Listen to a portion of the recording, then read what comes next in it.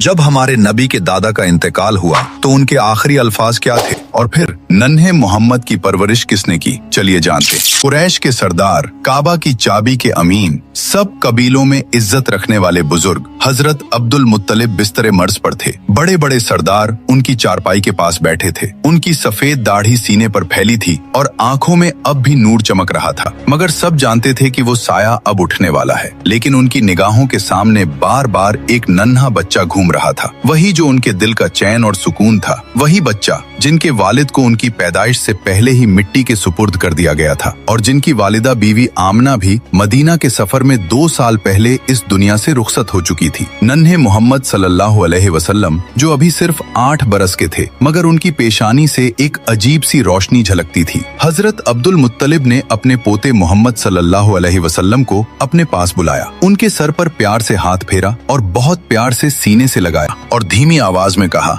ये बच्चा कुछ अलग ही है। फिर उन्होंने अपने बेटों की तरफ देखा और बोले, मेरी बात ध्यान से सुनो, इस बच्चे की हिफाजत अब तुम्हारी सबसे बड़ी जिम्मेदारी है और मैं ये अमानत अपने बेटे अबू तालिब को सौंपता हूँ। ये सुनते ही हजरत अबू तालिब की आंखों से आंसू बह निकले। वो बहुत ही तंग हाली में जिंदगी गुजारते थे, माल दौलत ज्यादा नहीं थी, मगर दिल बेहद बड़ा था। उन्होंने वालिद से कहा, अब्बा जान आप बेफिक्र रहें, मैं इस बच्चे की हिफाजत अपनी जान से बढ़कर करूंगा। कुछ ही दिनों बाद वो घड़ी आ गई जब मक्का वालों ने एक और बड़ा गम देखा। हजरत अब्दुल मुत्तलिब का इंतकाल हो गया। कुरैश के लोग सदमे में थे, मगर सबसे ज्यादा गमगीन थे नन्हे मोहम्मद सल्लल्लाहु अलैहि वसल्लम। पहले वालदा का इंतकाल हुआ, अब दादा का साया भी उठ गया। आंखों से आंसू बह रहे थे, मगर उनके दिल में एक अजीब सा सब्र था। कोई और बच्चा होता तो रो पड़ता, बिलक पड़ता, मगर आप खामोशी से आसमान की ओर देख रहे थे, जैसे वहीं से दिल को सुकून और तसल्ली मिल रही हो। अल्लाह ताला ने ये दर्द अपने प्यारे नबी सल्लल्लाहु अलैहि वसल्लम को इसलिए दिखाया ताकि आने वाली उम्मत को सब्र और भरोसे का सबक मिले। अबू तालिब ने उस दिन से मोहम्मद सल्लल्लाहु अलैहि वसल्लम को अपने घर में ऐसे रखा